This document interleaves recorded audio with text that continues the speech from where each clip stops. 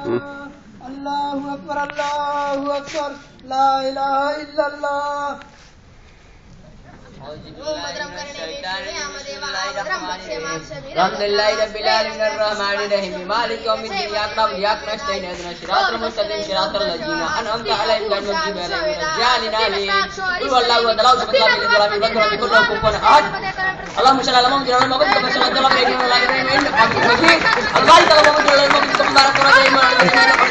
क्या बोलते हो? नमाज में दखल हो रहा है। हम धर्म की बात कह रहे हैं। तुम्हें समझ में नहीं आता? मेरे नमाज में शांति चाहिए। लेकिन हम हमारे धर्म की बात कह रहे हैं। मैं भी तो अपने धर्म की ही बात कर रहा हूँ। हमारा धर्म कहता है कि विश्व में भाईचारा फैलाओ। हमारा धर्म कहता है सबको मोहब्बत करो। हमारा धर्म कहता है कि सबको सद्भाव करो और प्यार दो। हमारा धर्म कहता है अमन चैन का दुनिया में पैगाम फैलाओ। हमारा धर्म कहता है कि विश्व में शांति करो। हमारा धर्म कहता है कभी झूठ मत बोलो। हमारा धर्म कहता है कि हमेशा सत्य का पालन करो। हमारा धर्म कहता है भेदभाव और छुआछूत मिटाओ। मुझे लगता है हम एक ही बात कर रहे हैं। हाँ, हमें भी लगता है। हाँ, ऐसा हमें भी लगता है। लेकिन अरे भाई, इसमें लेकिन की क्या बात है? इस लेकिन का अर्थ बताओ। इस लेकिन का अर्थ हमारे मौलवी साहब ही बता सकते हैं। लेकिन इस लेकिन का अर्थ हमारे संत जी भी बता सकते हैं। तो सबसे पहले रास्ते में मौलवी साहब का घर है, चलो पहले उनसे मिल ले हम लोग। ठीक है, चलिए। जाओ संग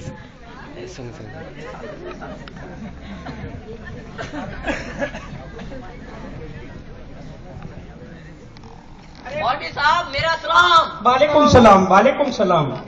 तशरीफ रखो, तशरीफ रखो। अरे मियाँ, अरे बरखुरदार, आज कैसे आना हुआ? ये कौन है? मेरा नाम समीर है। मौलवी साहब को मेरा सलाम। खुश रहो, अल्लाह ताला तुम्हें खुश रखे, अल्लाह ताला तुम्हें खुश रखे। तशरीफ रखिए, तशरीफ रखिए। अम्मा, ये क्या फसाद लेकर के आए हो?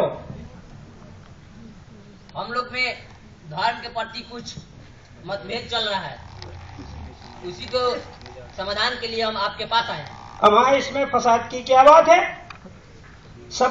सभी धर्म का सार एक ही है, सबका लहू लाल है। हमें आपस में बैर भाव नहीं रखना चाहिए। मानव सब एक हैं। सबका मजहब एक ही सिखाता है, एक ही राह सिखाता है। मजहब नहीं सिखाता आपस में बैर रखना। सभी कौम आपस में भाईचारे के साथ रहनी ही चाहिए। इस संदेश को पूरी दुनिया को फैलाना चाहिए। शांति का पैगाम सारे जहां को देना है, मैत्री का पैगाम सारे जहां को देना है। इसमें कोई भेदभाव नहीं है। जाओ दोनों दुनिया में यह संदेश, मैत्री का संदेश फैलाओ। यही निजात के लिए तो हम आपके पास आए हैं। शुक्रिया। मौला आप लोगों को सलामत रखे। खुदा हाफिज। अल्लाह नियामत बख्शे। मौलवी साहब, लगता है कि हम लोग एक ही हैं। और समाधान के लिए हमें हमारे संत के पास चलना चाहिए। संत दीदी के पास। ठीक है, चलो। आइए, क्या बात है? मेरा प्रणाम।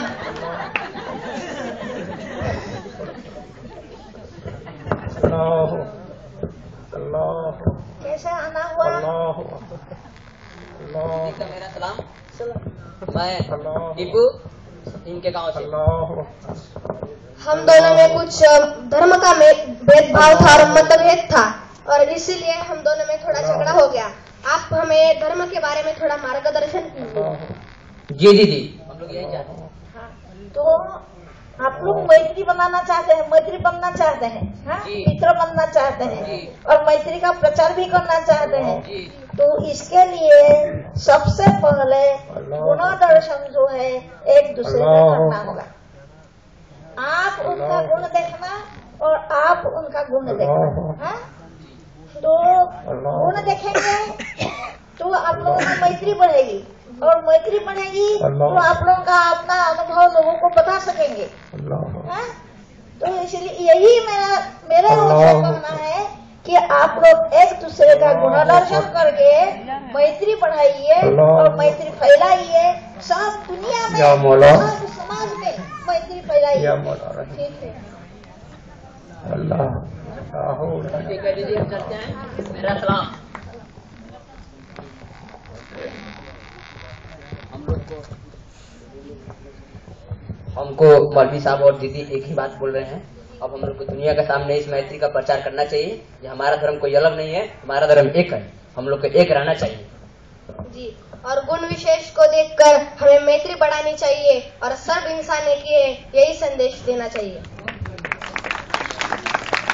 सुनो सुनो भाई, सुनो सुनो,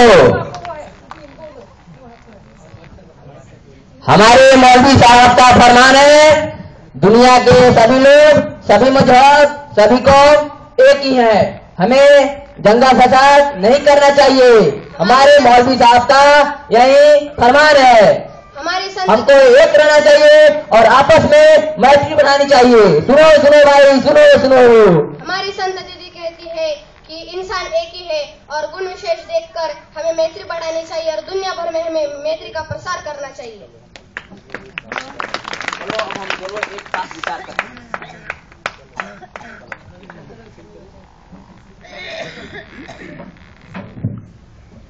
अरे भाई टीपू और समीर आज एक साथ, बहुत अच्छा लग रहा है आप लोगों को एक साथ देख करके।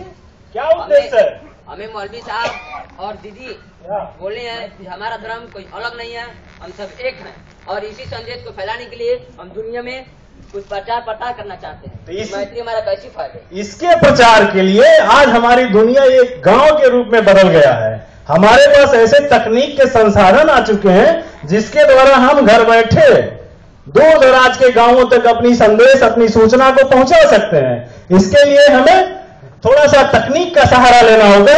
उस तकनीक को आइए हम विस्तार से बताते हैं और अपने सभी गांव मित्र, यार, दोस्तों, अपने संगे साथियों को बताते हुए इस गीत के माध्यम से हम अपना प्रचार प्रसार करते हैं। आखिर ये तकनीक क्या है बताइए। आइए आइए मैं इस तकनीक को आपको विस्तार से बताता हूँ।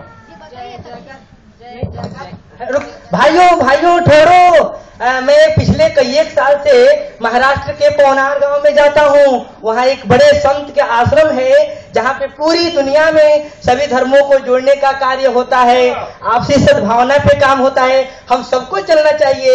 इस साल मेरे साथ बिहार के बहुत सारे युवक गए और अगले साल भी चलने वाले हैं। हम सबको पवनार चलना चाहिए मैत्री बढ़ाने के लिए। चलिए आप भी चलिए।